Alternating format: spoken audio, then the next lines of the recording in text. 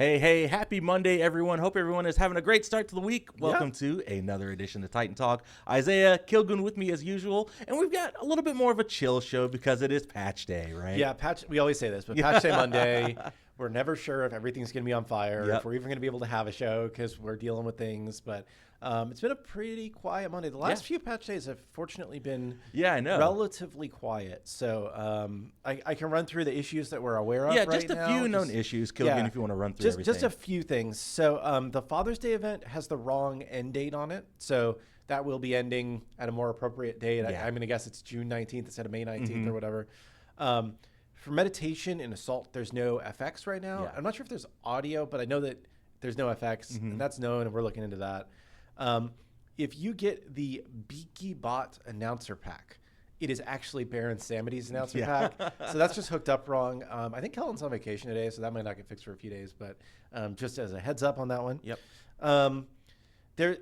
Anywhere your player name shows up, if you have like a Y or a character that like extends below the line, it can get cut off.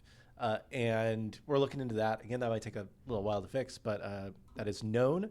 And the last thing, which is probably the thing that impacts, I'm not going to say the most people because not too many people use it, but is the worst impact to you. If you play on Xbox on PC, we are still getting a build uploaded to Xbox on PC. And you can't play until we get that build uploaded. So the way that build reviews work for that platform is different than normal Xbox. And we had a build queued, but then it didn't work. So we have another build that should be going live hopefully today. Within the next couple of hours. I know Kabir was on it. Kabir was on it. He was staring at the screen when I walked over to his desk. So that's the that's the things that we are aware of that are new issues so far. Other than that, it seems like people are having fun with Scylla. And I played against her aspect this morning. Ooh, nice. In the playtest? Yeah, but unfortunately, I was playing with a different aspect. An unannounced aspect. And I did a lot of work today. Okay, nice. So, well, we'll talk about those probably in the next week or so, probably. For sure. But yeah, quick recap for Open Beta 11 that went live. You mentioned Scylla is out now. The new Wandering Market, Spellbound Realms, is also available now. Had a classic skin for Achilles and a cross-gen skin for Guan Yu, and a handful of God and item balance. This upcoming Friday, we'll have Pele's aspect that gets released, and then the Monday after that, Baron Zombie's aspect gets released. So lots of stuff in Open Beta 11 live now and coming in the near future. So should be really exciting. Yeah, and I think Baron aspect is really fun. Nice. I think Pele aspect is being underrated by the people who may have play tested it, but we'll see how it actually pans out. It's a little bit weird, I would say. It's not the normal way of playing Pele, so it takes a little bit of getting used to, but I have seen it do quite well. So we'll see how it pans out. Sweet. Well, that is pretty much that we had on our to-do list. Oh, go for it. Chat, have you booted up the game today? Have you seen the Easter egg? The little Easter egg when you boot up the game? What did you think? It was hilarious. Yeah, I think I got jump scared when I opened it here on the show last Friday, but it was fun. Yeah, chat says new Wandering Market is awesome. That's great to hear. The team did great work. New skins are top tier, guys. Love the animation. Sick. Yeah, so it's just a lot of fun stuff. I think we're continuing to try and just do things better and better and better, right? Like a lot of where getting here has been a lot of like laying the foundation, I think, and now I think we have the opportunity to keep growing. So sweet. Well, that was everything that we had kind of on our to-do list to cover at the top of the show. Again, more chill show, so we're just going to open up the floor for community Q&A. If you've got any bug reports from Open Beta 11 that you want to pass along to the crew, I've got my notepad. Kilgun's got his notepad. We'll pass it along to Kabir. Or if you got any feedback on stuff that you've been playing around with over the past hour or so since the patch has been live, let us know. And I will shout out. I see JF Zoidberg is in chat. Oh, nice. Who is the his builds have been going crazy, dude. I like seek out the Zoidberg builds when I'm looking at the community builds because they're usually so well done. So shout out for that. Thanks for being a good part of the community and creating those builds. I see your builds at the top of almost all the gods community list. So shout outs to you. Yeah, it's awesome to see you in chat today. You've probably been here before, but I just put 2 and 2 together today. That this is the name I see on every build I use. Cool. Not every build, but a lot of the builds. Let's see. Oh, this is a funny one. I have an idea for an Ares tracker where I can see how many beads I've burned with my ult. That is a really fun tracker. We should see if there's some way to I'm taking a future note. Us beads burner tracker. Yeah, I like that. And there's a Beaky announcer pack is playing Baron announcer pack. Yeah, Yep, that we is know one of about our that. known bugs. So we're getting on that. I mentioned earlier, Kellen is out today, I believe. So it'll probably be a few days before we get to it. But sorry if you got the wrong announcer pack in the short term. I know we mentioned this last week, but question from chat: do you know why Scylla's recolor card wasn't made for her new one?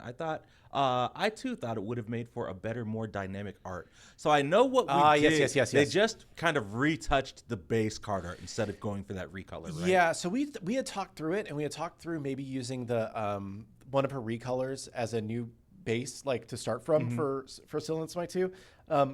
But I think the hiccup or the thing that stopped us from going down that route was we were really concerned that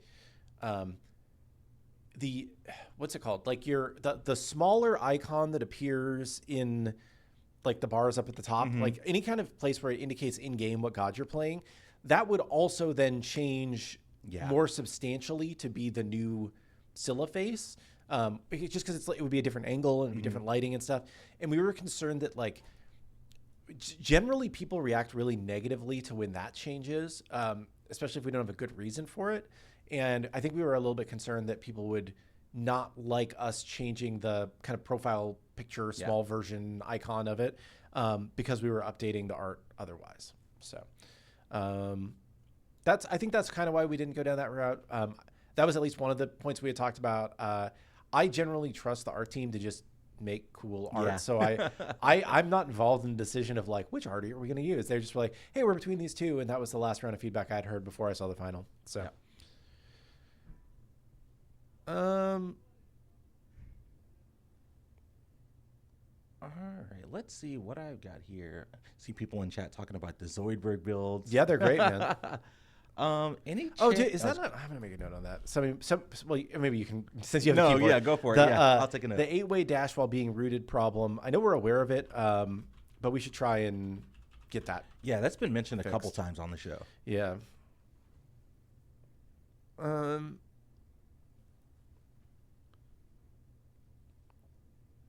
And I lost my question. I'm sorry. No, you're good.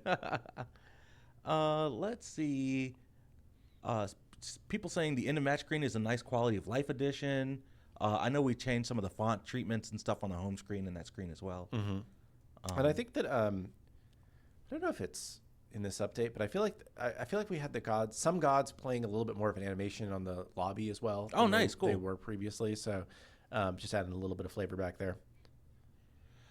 Is the team still experimenting with prism prices? I feel like the 400 diamond price point seen in the Achilles prisms is a good spot for them. Having different higher prices on some prisms turns me away from buying them because I worry the price may change. Yeah, so I think we're still experimenting a little, but I think we're starting to focus, or we're starting to hone in on what we think is reasonable. And currently, and this could change, right? So please don't take this as this is the final prices forever, right? But what we've seen working best so far is for classic skins, prisms are 400. For not classic skins, prisms are mostly 600. And then we're testing with the Merlin skin that's in the Wandering Market is kind of like between. It's in between, right? You know, because it's like you aren't buying it directly, but it also isn't a legacy gem only purchase. So we priced those prisms, I think, at 500 just because we were like, let's just split the difference, you know? So I don't think we have, I'm not gonna say we're 100% settled, but I think that those have been the most successful prices to us so far. I will also say, and maybe this is too inside baseball, but in my entire history working on video games, raising prices, like pricing something higher, has led to us just making more money, right? And that's something we do have to be concerned with to some extent. With the exception of prisms. Prisms have led, like pricing prisms a little bit lower is the first time in my history that it has led to us making more money in the long run. It's the first time we've actually seen that like more people are willing to buy at a lower price, and it leads to, you know, more total revenue to us. So I will also say the Land Shark experiment where it was a traveler with, I think it was 1,000 diamonds, and you got 3 plus the skin, and obviously Land Shark will become purchasable for legacy gems once the traveler goes away. That performed super duper well. So we'll probably also do some more of those in the future, because I think that was, generally speaking, we believe that people like kind of vote with their wallets a lot of the time. And it's like, if you want to spend your money on something, then we should probably keep doing that. So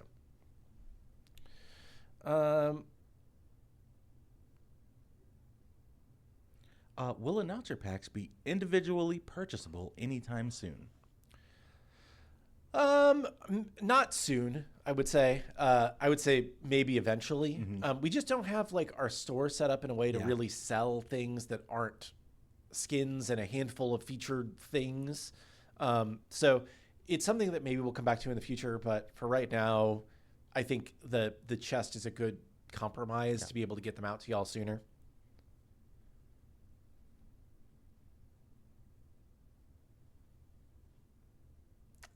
So I don't know. I'm going to go way too down a rabbit hole if I try and answer this one. But I disagree with something in chat, but I will not respond because it's going to take me 20 minutes of a detour that is unrelated to Smite. It's previously been stated that Abrahamic figures are off the table. Does this extend to other monotheistic religions? Will we ever get Buddha, who is sort of monotheistic, who has canonically been, I'm not going to say it, but apparently Sun Wukong and him had a canonical interaction, which I did not know. That's interesting. So I would say at the Abrahamic figures at the time that we were planning last time, and I think we still feel this way, just perhaps went a little too far for most of our player base. And there's obviously a lot of people in the player base who are like, that's silly, we would love this, but there are some people who are very against it from what our data shows, I would say. I don't think we've ever actually like tried to run the data on whether doing like, Buddha would be a good or a bad idea. So I can't give you like a firm that is or isn't something we would consider. But I would say that like things that, are super like really sensitive topics like that are probably more on the no list, at least for the short term. And generally like we're looking for characters that add unique visual or gameplay hooks, or sometimes are a big name. But I can't really think what we would even do with a character like Buddha. I'm sure our team could think of something awesome.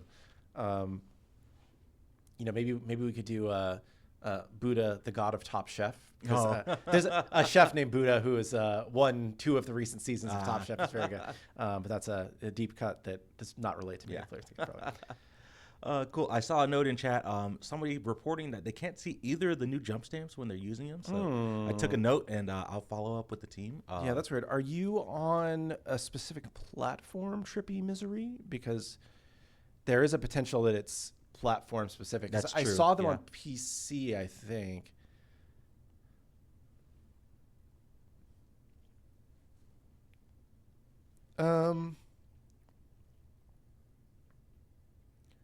Are there any plans to add a main menu messaging system? Oh, you're talking about like having like DMs or having like a group chat kind of thing. It's something that, so I personally have always been like the biggest proponent of that internally, I would say. There's a lot of good evidence that suggests that we should not bring it back. But I'm kind of like, F it. Like, I think it's valuable and the pros outweigh the cons. That said, it's a UI task to bring it back. And it's also a platform task because it's like it's not an easy thing to bring back. And, we're kind of going back to what we talked about on Friday. We want to make sure that we're focusing on the things that we think will make the most impact at the beginning of your player player journey right now. It's, you know, things you'll appreciate forever, but things you'll notice in the first hour or so. And I think we have a pretty strong list of things that would be a higher priority than that at the moment. That said, I would love to have more just people can talk going on. I don't have a firm answer for what we're going to do there, but this is my personal opinion. I would like to. Something that we've been talking about and thinking about, just the overall social experience. I think we mentioned this on a previous show too. It's just some of the things on our list just to make the game feel a little bit more, you know, like there are people in there playing, make some new friends, chat around and stuff like that.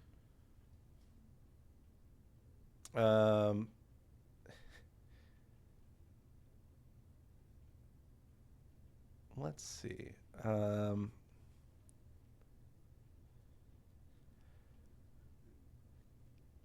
This will let me talk about a topic. Kaio says, you guys mentioned improving the game's overall look and feel moving towards release. IMO, the lighting could use work. Smite 1 had a very heavy fantasy feel. The skybox was dramatic and beautiful. The lighting had a bit more of a magical feel.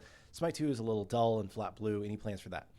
So I will say that we feel like lighting is potentially a strong area for improvement for the game, and that is something on our list.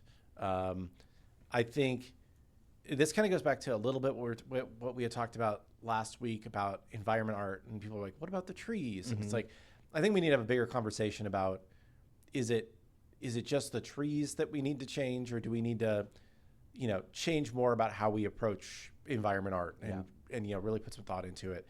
And it's not an easy thing to address, as I also mentioned last week. Like, making maps is very time consuming and very expensive.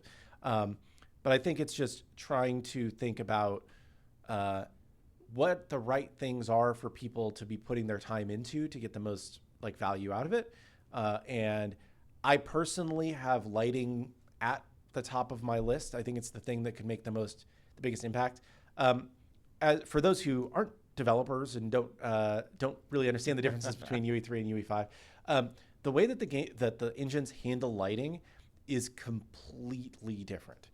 And the way that lighting interacts with characters is also completely different. So Unreal 4 and Unreal 5 both use what's called like physically based rendering, where like the light interacts with the characters and the world to more realistically render the materials that you're seeing. Whereas UE3 uses a different technique that basically makes it so that like we can't just, even if we did just like say we want to do exactly what Smite 1 did in terms of lighting, we couldn't do that lighting setup exactly because it wouldn't work with the materials that we're using in UE5, which are like physically based materials. So it's how do we create a better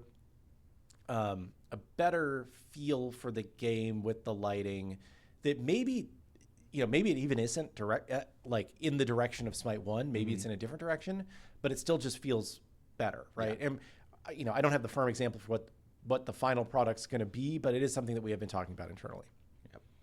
Have we thought about Ascension Pass collections or bundles in the future?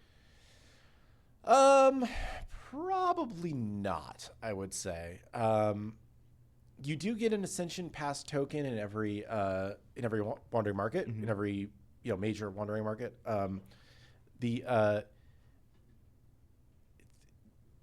We could do other things, but I think it's just difficult in part because there are bundles that are also included in the Founders Packs, Founders Editions.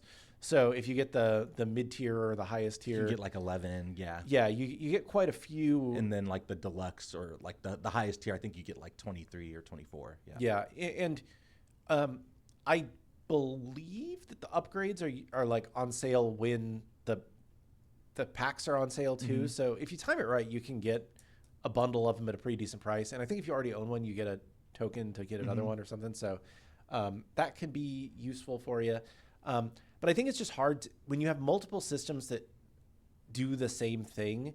You can't overlap too much to where it's like, well, I could get a bunch of them through Founders Editions. I could get one every time a Wandering Market comes out. It's like, well, then we can't create, and I don't think we would, but we can't create like a, however many dollars we charge for it, all the Ascension Passes pack, right?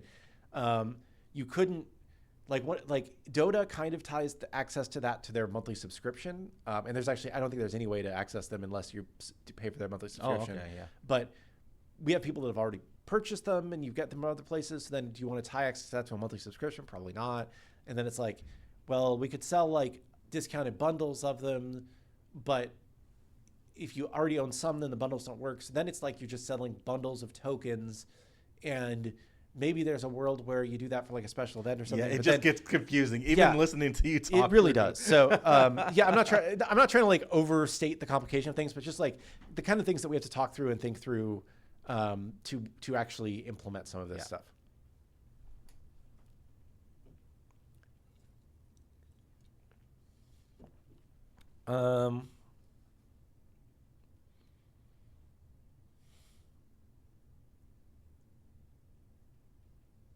Let's see. Why is my Talisman of Purification sometimes crossed out when it's actually ready to use? I think I saw this once when I died inside an Aladdin ult when it was on cooldown. And it didn't reset properly. That's the only time I've seen this. I took a note. But if you have any more details about why you might have seen this, you know, or when you've seen this, we can look more into it for sure. Yeah. But it definitely, you can still use it if it's not on cooldown. It just is like a visual thing. Right, yeah, just a visual bug. We haven't talked about it in a while, and I've seen a couple people ask about it in chat, Kilgoon. Any updates on console text chat? No major updates. We still need to go through full console certification to enable it.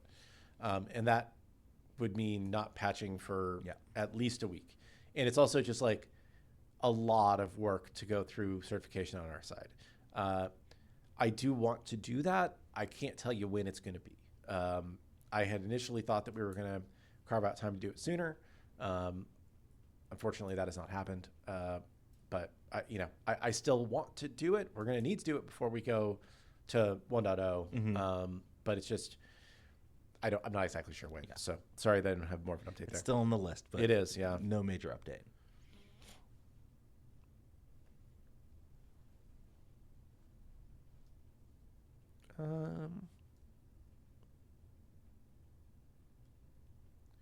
Any updates on Equip All for account cosmetics?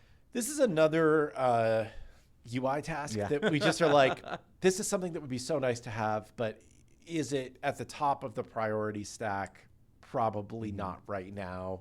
But it is actually on the list of things to do. It's just not at the top. So we will get to it. We definitely hear the request for it.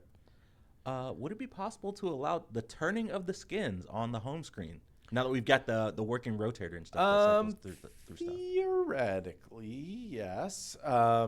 We can look into what that would take. Yeah. I'm taking a note.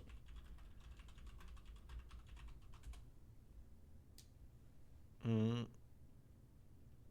B market is leaving soon. Are y'all adding a new market soon? We added a new market today. So check out your... Yeah. And I believe we've got another Traveler in the works internally. I'm not sure when it's planned to release. I want to say it might be... Is the next one Independence Day? Maybe, yeah. I don't know. The weeks blur together. I know, yeah, right? Next one might be Independence Day? I don't know.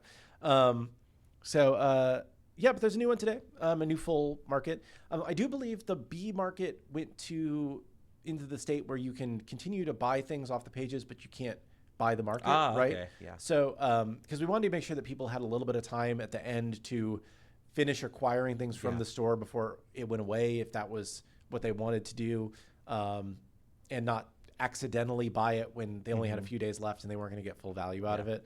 So I do believe that happened. You can still buy the market for the bees. Okay, not that. Maybe it's soon that will happen. Maybe it's soonish. Yeah.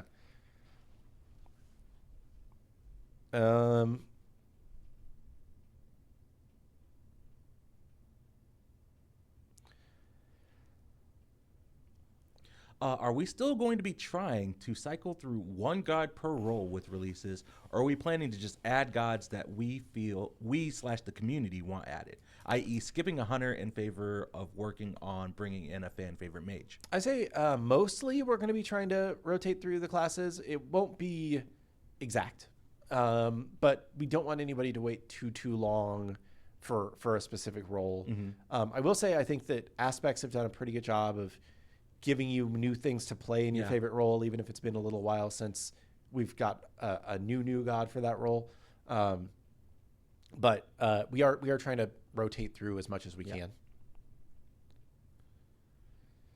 Is the team any closer to locking down a decision for Scylla Aspect? Yeah, the goal is that Scylla Aspect will be in the next update. You said you play tested against it this morning. It still has a little bit of work to be done for sure, but I think it's coming along. And then the other aspect is very fun. I like the other one. So it might be a little too good. The first time I played it, I was like, this aspect is atrocious. We need to completely rethink it.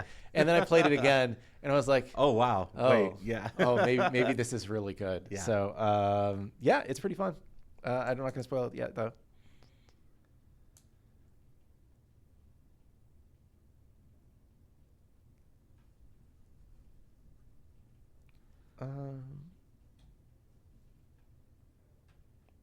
Thoughts on making teleports inactive until the first Gold Fury is killed or after 8 minutes, like in Smite 1. Do you mean the side-to-side teleporters? I would assume side, yeah. Yeah, so that's the way those work in Smite 1. The base ones are new to Smite 2, right? And I think that part of why we added those was more for early game.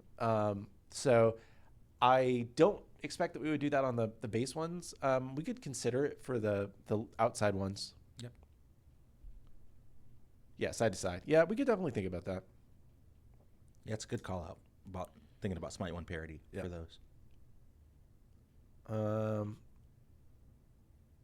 we get back the Smite 1 sound when you pick up a buff? Ooh. That's an interesting one. I hadn't even thought about that. The little ding? Yeah.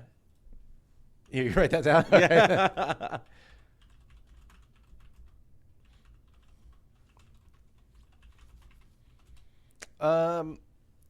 Is the commendation from Smite 1 coming to Smite 2 in the future, or do you think it didn't meet your expectations? I will say I don't think it met our expectations. I don't think we ever proved that it did a damn thing. I think that part of it is maybe the way the system was created and implemented, but basically the thing that we saw was if you won, you gave a thumbs up to everybody on your team. If you lost, you gave a thumbs up to nobody on your team. And that doesn't really, it's not really useful, right? Like, so I think if we were to bring something like that back, we would want to make it more like some other games that have similar systems encourage you to use it regardless. They oftentimes will only give you one commendation or maybe two, and not just like I go along and I thumbs up everybody on my team, and a lot of times they'll also let you like thumbs up your opponents. Like if somebody on the other team had a really good game, you could give them a thumbs up or whatever. I think probably we would want to push it more in that direction than the Smite 1 implementation, which is kind of like a good job we won or F you we lost, kind of thing, right? Like it just didn't really do much. Can we get more colorblind friendly UI options? There's the health bar that makes it hard to read compared to Smite 1, for example. We've gotten feedback from some things that they could be better. I don't have a firm timeline. If there are specific elements that aren't good, please let us know and we can note those down.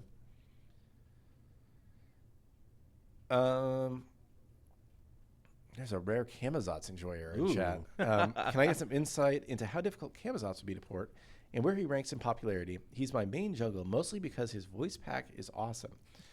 Camazotz is a very unpopular character, unfortunately. I don't think he would probably be too hard. Yeah, he's got a couple lines, a leap, and then the ultimate to where he flies. Yeah, I think the not hardest part, but just like kind of unique things he has is like he marks jungle camps and then gets stacks off of them.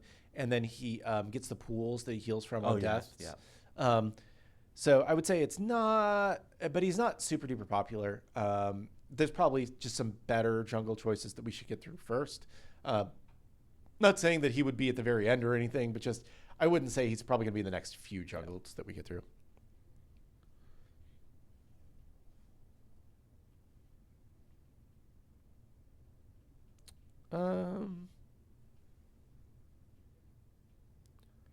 Here's a good question. Why does God popularity matter when we could innovate on them with aspects in terms of bringing over characters? Yeah. This is not something that is intuitive. Yeah. But how good a character is at high level play, or even how they play, has very little to do with how popular a character is. People pick characters that they think look cool. It's like when I went to play Street Fighter 2 for the first time at the arcade as a kid, I was like, dude, this Blanca guy. I know, right? Like, I was going to say. Big monster dude. Like, this guy's sick. I'm going to play as him, right? And it's like, people make really like gut reaction decisions to like, do I like this character or not? And then they have to be convinced by the gameplay that they do or don't actually like that character, right? Yeah. So generally speaking, like even full reworking a character, unless like sometimes the kid is just like completely off, and there are exceptions to every rule, right? But it's just like generally speaking, it's really hard to move a character's core popularity metrics. And you'll see a lot of games see the same thing, right? Like if you, other games have like a lot of stuff through their APIs available, and you can see like kind of trends about who popular characters are. And it's usually the same 10 characters or the same 10 characters, you know, for whatever game it is. So it's less about the gameplay that makes a character popular at a large scale. And so that's why it's like, you know, it's like just very historically monstrous characters have been, unless they have like a unique hook, right? Have been more challenging to be popular, right? Yeah. Like Chemosauts, right? But like Cthulhu is an exception because he's Cthulhu, right? And people are like, oh shit, I know Cthulhu. That guy's cool, right? And it's like Jormungandr has also kind of been an exception because he's like, oh dude, it's sick, giant snake, let's go, hell yeah, right? Like it's like, what's your gut reaction on seeing a character? Yeah. And if you don't go, oh, that guy's sick, then you're not gonna play him, right? So it's like,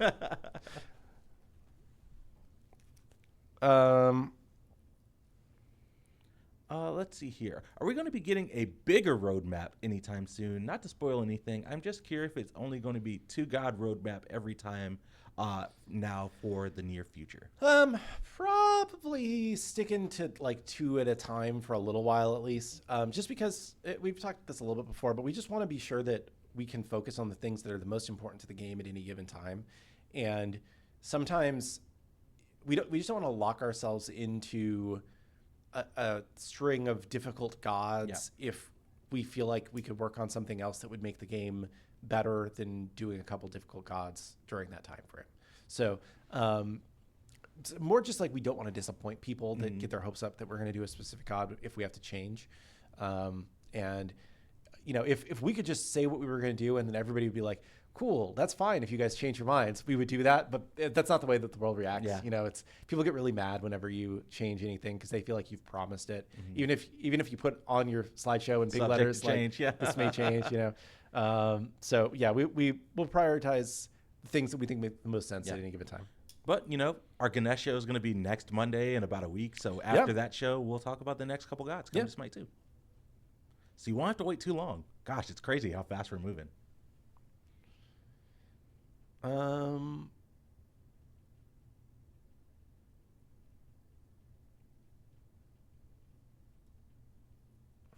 Chat's starting to get going. I know, right? This is kind of an interesting question. We mentioned rotating through all 5 roles. How do we handle gods like Jormungandr and Ao Kuang, who are often played in off roles compared to their official class? It's kind of a balancing act, you know.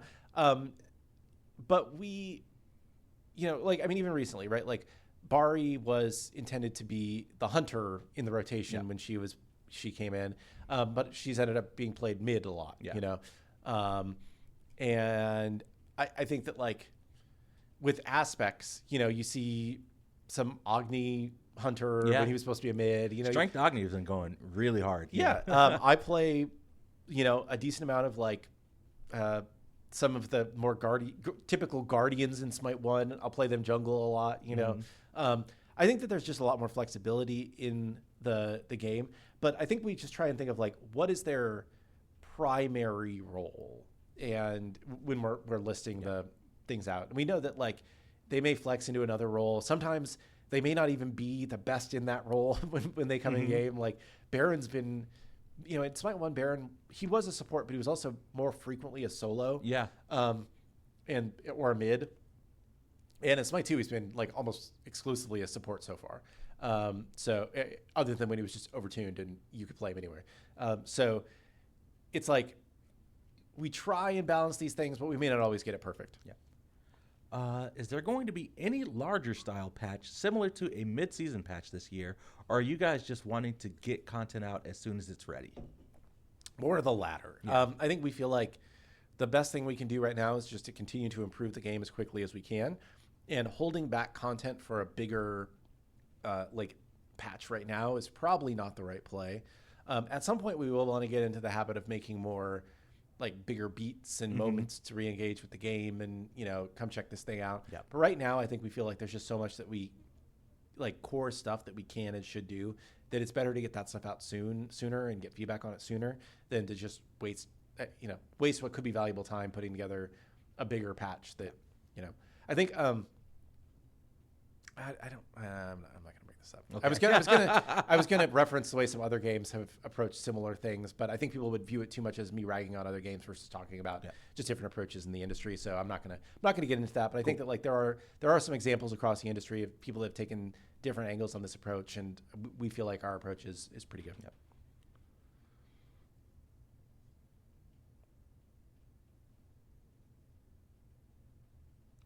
Could we get prisms of the base god skins? There's some amazing recolors in Smite 1 that we no longer have, like the solid black Ares recolor or the Zeus light purple and blue recolor. I liked the my favorite recolor is Vamana's like big blue baby. Oh yeah, you know, I like that one. I remember what it's called. That's a good one. I definitely it's good feedback. I think it's something that we could do at some point. We're basically trying to get as many prisms in as we can right now because people really like them. Yeah. And they are work on our side, but it's not as much work as creating a new skin from scratch. I don't think that should be a surprise to anyone. So I think I can say that safely.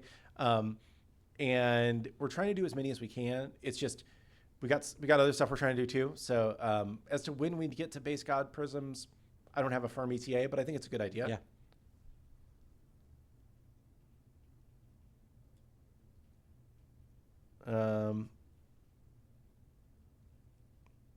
Now this is the hard-hitting questions that we have Titan Talk for.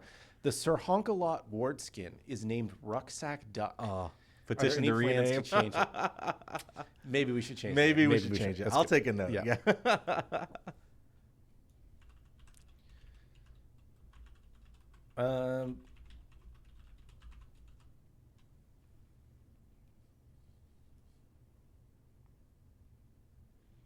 So this is an interesting question. Can we look into adding back the classic Hunter, Mage, Assassin, Guardian, and Warrior tags back to gods in Smite 2? It seems like it would be easier for newer players as a baseline to know what gods go into what roles for Conquest. Plus, the community as a whole still uses all those tags regularly. It just makes sense. I understand where you're coming from on this.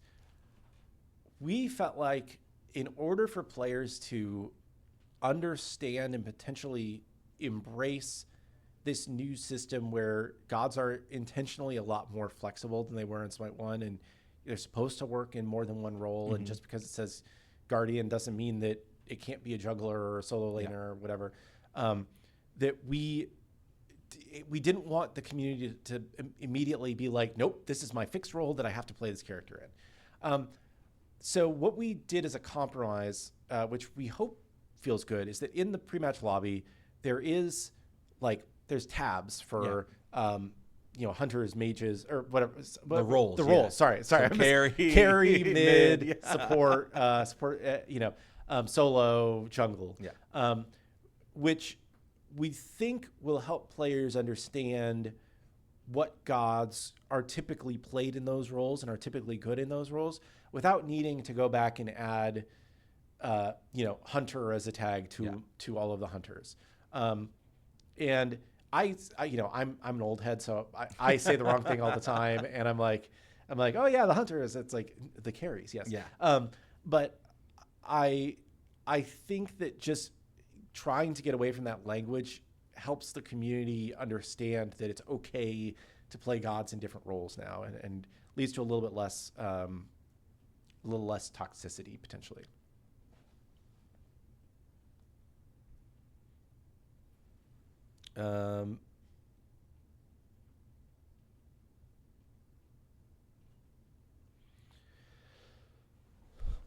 A quip of Isaiah saying, "I will take a note." Oh yeah, I will take. Oh, we've talked about the Titan Talk quit pack. You Yeah. know, the one more question, a Lonnie check, all that stuff. That'd be hilarious. Any thoughts about porting gods faster if it means fewer aspects?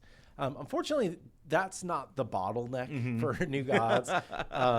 If it was just design, we could I mean, I'm not signing them up for something they don't want to do. Yeah. But like we could probably go faster on gods if design was the only like thing that was holding us back.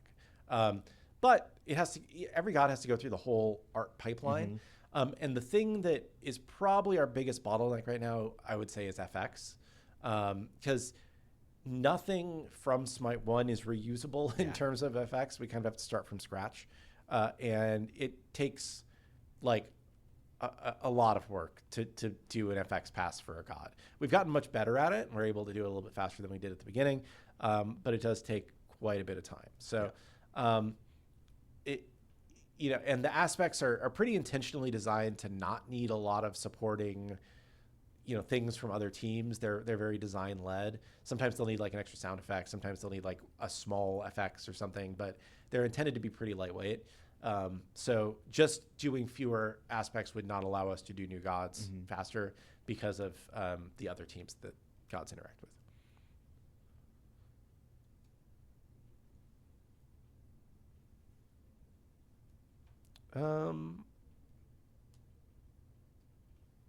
Do you feel like you should just port gods from easiest to hardest while the game is in beta stage? There's an argument to do that for sure.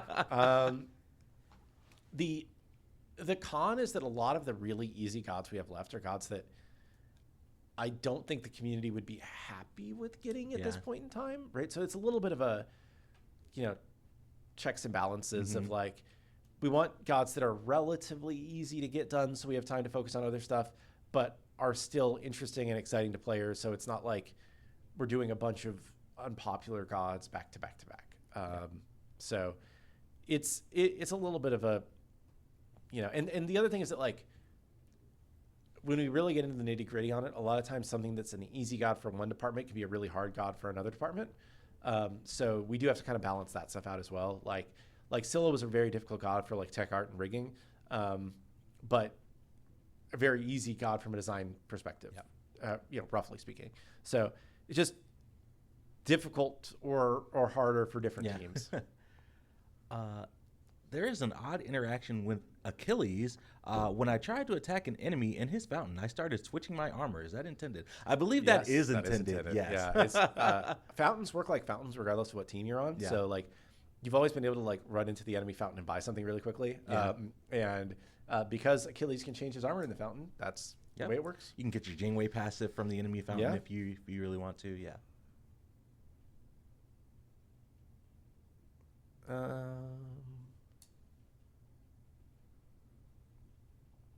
Have you considered making it so lengthy or held channel abilities like Anubis 3, Ares 3, Athena 1 could pick up buffs while channeling? This is a quality of life change that would make it feel so much better.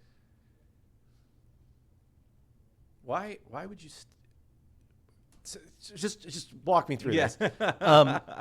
Wouldn't you just stop using the ability when the buff drops? Like, isn't the buff holder is almost always the last thing in the camp to die? I don't know. There may be some gameplay implications. I don't know. Yeah. It's definitely an interesting. I guess if you're fighting gods at the time, okay, that makes sense. I wasn't thinking about that. Yeah. Or for favors in arena. Okay. That's good points. Yep. I understand what you're saying now, chat. I'll take we a can note. think about It's it. the Yeah. quiff, you know. No, I just had to like. You got to I think was, through it really quick. Yeah, because right? I was only thinking about like I'm doing the camp by myself and Yeah. I'm channeling the thing, and it's like I would just cancel it and I would pick up the buff, right? But no, I get it. That makes sense.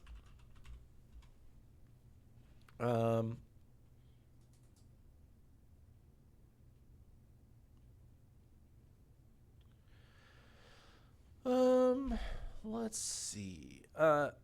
Yeah, that is a known bug that the mastery level numbers for gods aren't appearing in the pre-match lobby. We're taking a look at that. I think it's actually fixed in dev. I think I saw it fixed this morning.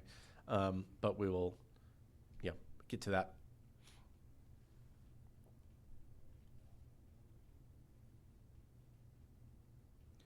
If a god is playable in a different role because of their aspect, would you consider showing, for example, Agni in the carry tab, but showing his aspect symbol so that new players can better understand why and when a god can off-roll? This is on our to-do list.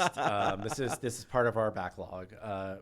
How exactly we communicate it is a little bit challenging, especially for if some aspects don't like change what role you're played in. So I guess like for that we probably just show no aspect. Then you just have to think that I want to turn it on. Yeah.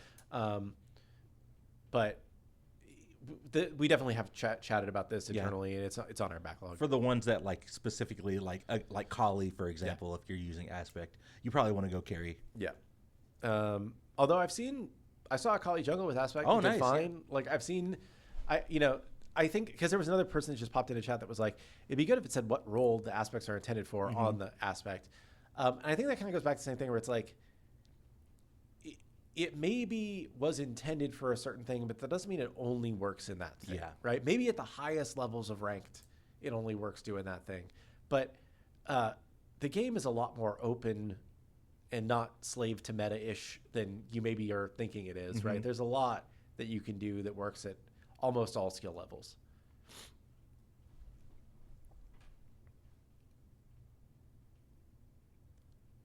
Will the Anubis Kitsune Sage ever be available in the shop or to use a skin token for? So I think this is it's a Divine Legacy skin, Yes. so maybe we could talk about Divine Legacy skins as a whole. Yeah, do you want to talk about that for a second? Sorry. So the idea is they're still available in Smite 1. We definitely want to make sure that those skins were created as kind of like a reward for the people that spent a lot of time and invested a lot of, their time and money in Smite 1 as rewards in Smite 2. In the future, maybe those skins are available in some form or fashion outside of the Divine Legacy system, but we would first have to maybe think about, when we sunset that system in Smite 1, then how long after we sunset that system in Smite 1 to make them available in Smite 2. Does that feel good for players? Just to make sure that for the people that earned it for their playtime in Smite 1, we're honoring that playtime. Yep. Well stated. Sorry. I just was like, I felt like I was about to sneeze, and I was like, I don't want to sneeze in the middle of answering a question.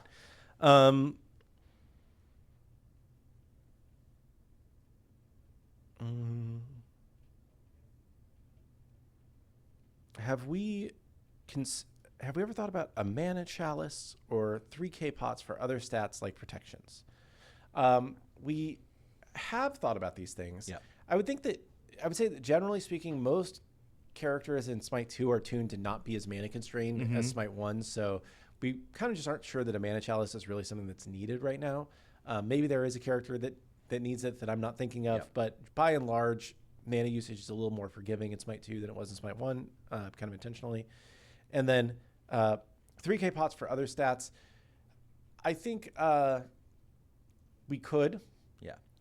I know the big thing around protections is that, once you get to that state of the game, like that you're buying multiple 3K pots, it's like, we want the game to end soon, That's what right? I was going to say. Like, the way that, generally speaking, we think that MOBAs should flow is that, like, tanks should become less relevant as the game goes on because people need to die for the game to end, right? And, like, you can still be pretty tanky in Smite 2, even if even towards the end of the game. But, like, if a game is going to go for, like, 2 hours and somebody's stacking 3K pots, like, they're going to blow up, right? And that is kind of intended.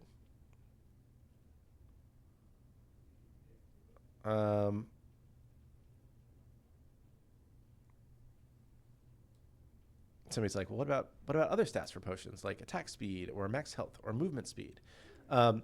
Movement speed is just the strongest stat in the game, so we're very selective with how we hand out movement speed. If we had a movement speed potion, it would become meta to just buy it at every moment that you could possibly buy it.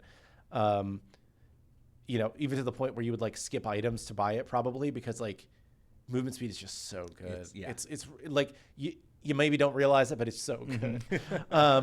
Attack speed, theoretically, I could see that one maybe. Max health, I think, kind of goes back to the getting more tanky, prevents the game from ending, where we would rather the tanks just start dealing more damage too when the game ends. You know, the game's got to end at some point. Yeah, a cooldown pot maybe. Yeah, something like that could work, but just not pure tank stats. I don't think that's the direction we want to go.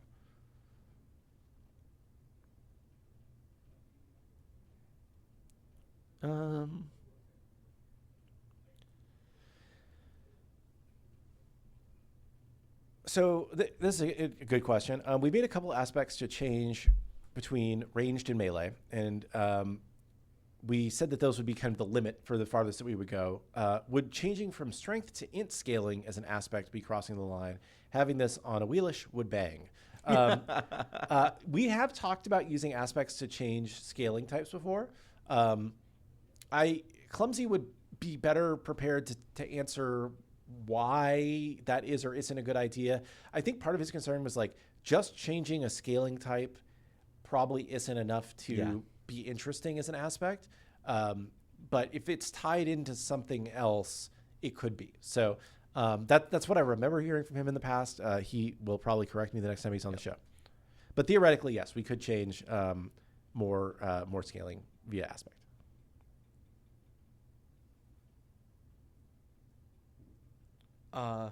Question. When should we expect all new God to Smite 2 in this next while, as we've deviated from the rough norm? Even a rough ETA is acceptable. We're not going to give a rough ETA. We do have a couple of all new gods that are kind of in the oven right now that we're cooking on. I believe we talked about the H God that was initially slotted to release at some time in the next couple of weeks. That's been pushed out. We've got another all new god. I think today actually was when it was oh wow, Scylla was the replacement.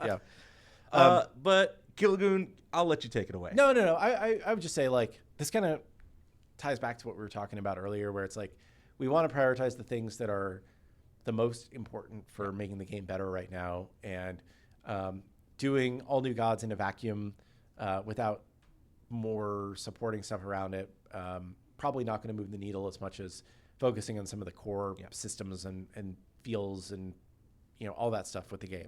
So we're focused more on that right now, and we're continuing to progress the all new gods kind of in the background, but we're doing it without like a fixed date on the schedule, and just so we can be like, when this god is done and ready, then we can slot him into the schedule and we'll ship him, because we don't want to over invest into a new god right now that we're like, this god has to ship on this date or else we're in trouble, when we could be doing other things that potentially have a bigger impact.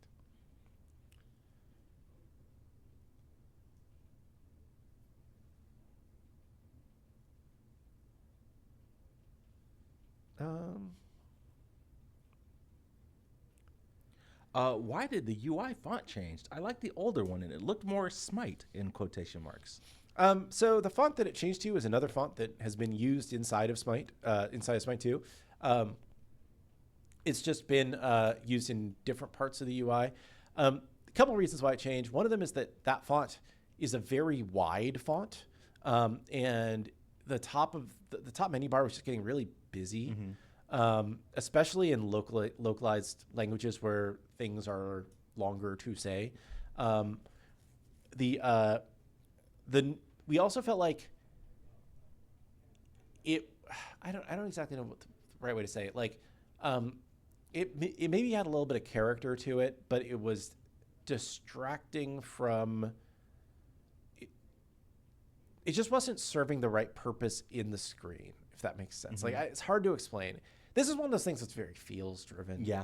Like anytime so this is too much Killagoon lore, but I'm gonna take a little detour here. my dad, awesome dude, is before he retired was a creative director who did point of sale, which is like advertisements for products that you see in grocery stores. And he also did like product design and did like package labels and whatnot.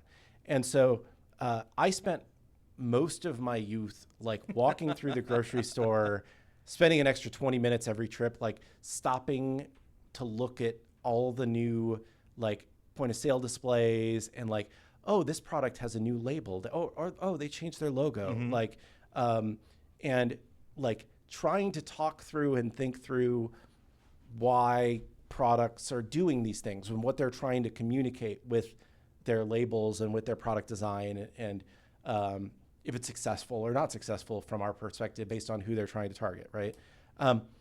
And there are some objective, like, this is good or bad for trying to target the audience that it's trying to target. And there's a lot of other stuff where it's just like, no, it's different, you know? And I would say this is a little bit different. It's just different. And there are going to be some people that like it more and some people that like it less.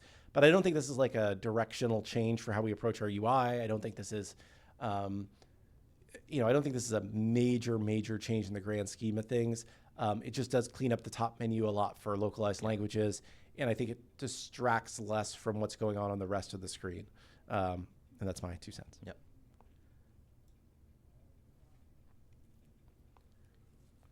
Are there Smite 1 gods that we don't work on right now, or are all gods in some state of development? No, we go pretty sequentially through them. Yeah. So we have, I don't know, let's say 5-ish or 6-ish gods that are in some state of progress at a time. Maybe 4 at the minimum. And then we just kind of work through them one at a time. It wouldn't make as much sense for us to try and work on them all at once because a lot of things you can kind of like stack. So where it's like, maybe stacking is the wrong word, but like a lot of the design stuff uses ability tools that we built in previous gods. So trying to do them all at the same time wouldn't make sense. A lot of our FX and like material learnings that we get from one god then can help make the next god easier, faster, or better. And we aren't trying to do multiple things at the same time. We're trying to just kind of go one by one through the list.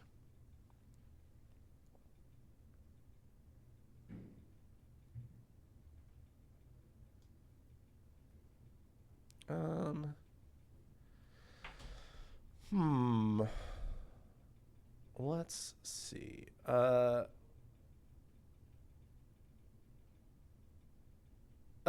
Question from Zoidberg. A number of favorite stat on the God Builder. That would be cool. It's something I initially wanted when we were talking about the system, but I think we decided not to, and I don't know why. It's something we could re-examine. Again, it is a UI feature, so it probably won't be the first thing that gets done because we're working on some other UI features that I think are probably a little bit more crucial right now, but that's definitely a good note. Here's an interesting question. Have we ever done a ported god differently on a technical level? Probably. I'm not technical enough to be able to tell you, but I would assume that there are some gods that we rethought how they work. Yeah. And I mean, all the ported gods, they're built in Unreal Engine 5, which is using the gameplay ability system, which is fundamentally different from how they were done in Smite 1, right? Completely, yeah. I mean, to that extent, yes, every god is different than the way that they were implemented in Smite 1. But I guess like I was thinking more, a different algorithmic approach to solving that, or is it a re-implementation of the same? But we would have to get a tech person on here to talk about this. Maybe we get Nick back on. Maybe we get Nick back on, or Jordan's a good talker. Yeah. Josh is actually great too. They're all good. So,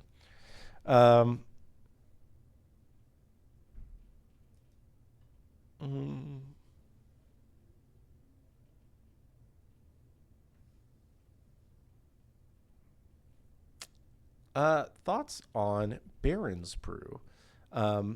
It became a 3-stack item, but if the last one is thrown, it must be repurchased. It feels weak in the current state.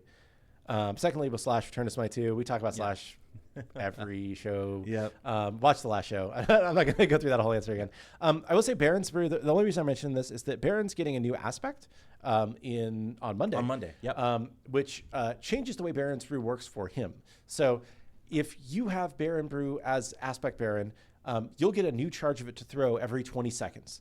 So basically kind of gives you an extra ability that you can use very regularly. And it's pretty fun. So I would say give that a try. I get your feedback about, the changing the way it works for everybody, but I think we're generally happy with the way that it works right now.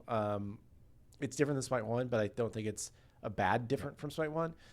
And I think it's more of like an interesting trade-off that you make by purchasing it versus there's a Baron on my team, I should always buy Baron's Brew, So I think it's a fun thing. And I think that you should play around with Aspect Baron on the new patch. It's very fun. Sweet. Well, we are at 2 p.m., so it's time for one more question. And we will get out of here. I still got to play a live game in OB11. I have not today either. Is the 22nd Baron Brew affected by CDR? I don't know. That's a good question. Oh, yeah, I'm not sure. Alani check. I've got cherry twist. I just have cold brew coffee. Yeah. I saw a note that I'm going to take. This is not my question, but somebody was saying they couldn't ban in ranked if they didn't have the god unlocked. I'm taking a note. And there's another note here that apparently we are showing you get decimal worshippers in post-match lobby, which we probably almost certainly you've always been getting decimal worshippers hidden, but we probably are not. We were probably rounding that in what we showed to you previously. All right, now I got to pick a question.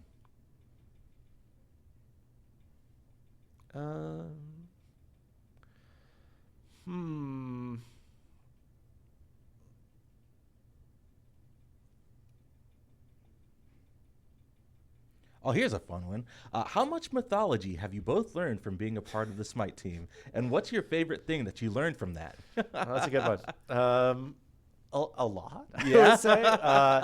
I would say I was. People are attracted to Smite for different reasons. Some people are attracted to Smite because they are mythology buffs and they're just like, oh, this is so cool. Yeah. Other people are attracted to Smite more for the gameplay, which was me, and you get more into mythology as a result of it. So I would say almost everything I know about mythology, other than what you learn in school, I've learned through Smite. What's my favorite thing? For me, my favorite thing was just being able to research and learn more about the Yoruba pantheon. Yeah, that's with cool. Olaran and Umoja. That was really awesome. Yeah. I don't know if I have a good one.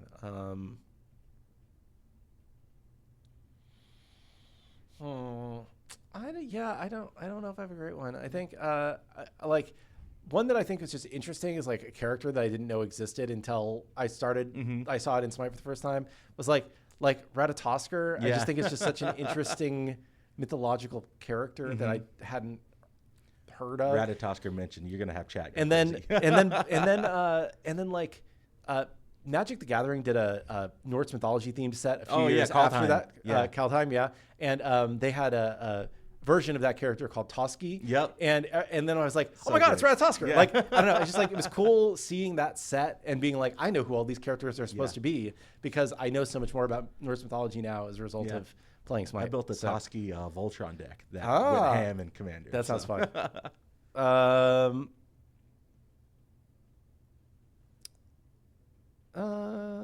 Let's see. I got to pick a question still.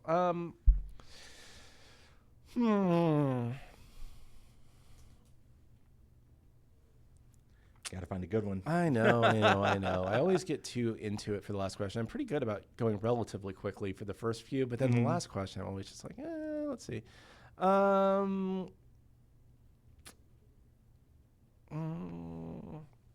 Let's see. All